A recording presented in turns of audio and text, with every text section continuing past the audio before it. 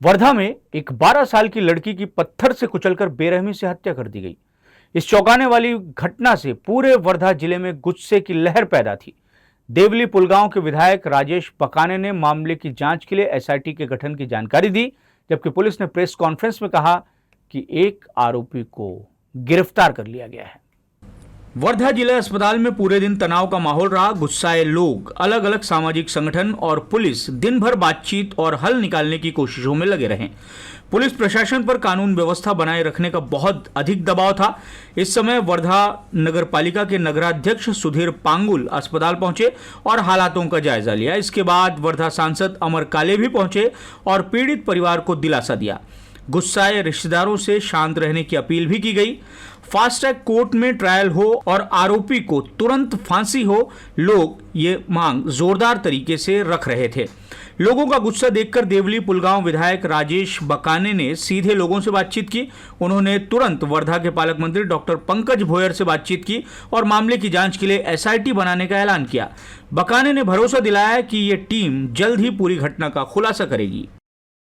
या महाराष्ट्राचे गृहमंत्री सन्माननीय पंकजी भोयर यांच्यासोबत बोललो आणि त्यांनी लगेच माझ्या पत्रावर उत्तर देत ते पत्र पण पाठवलं।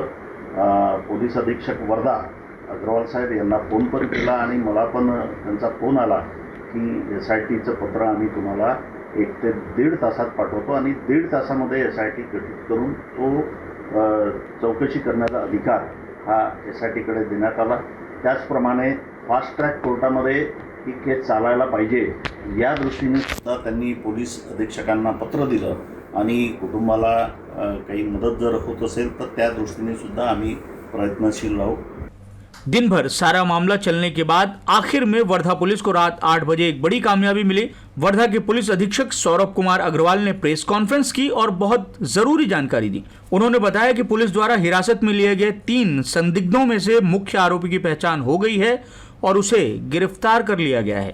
त्यामध्ये ती तो घरामध्ये गेला होता, ही प्राथमिक जो तपासामध्ये निष्पन्न होते की ते घरामध्ये होता, ती एकटी होती आणि त्याने तो तसा प्रसंग केला। सर, अत्याचार झाल्याचं निष्पन्न झालं का? आणि दुसरा प्रश्न लागूनच की हा नातेवाईक आहे का मुलीचा? नाही, हा मुलीचा नातेवाईक नाही आहे आणि दुसरा की तो अत्याचारबद्दल मेडिकल ओपिनियनमध्ये वस्तुस्थिती अधिक क्लिअर होती। हा जो विक्टिम परिवार आहे तो पण लेबर काम करतो आणि तो पण जवळच्या शेतामध्ये लेबर काम करतो, म्हणून त्याच्या नेहमी त्यांच्या घरामध्ये पाणी वगैरे पिण्यासाठी वगैरे येणे जाणे होते। किती वर्षापासून काही संपर्क आहे? आम्ही तपास करतो।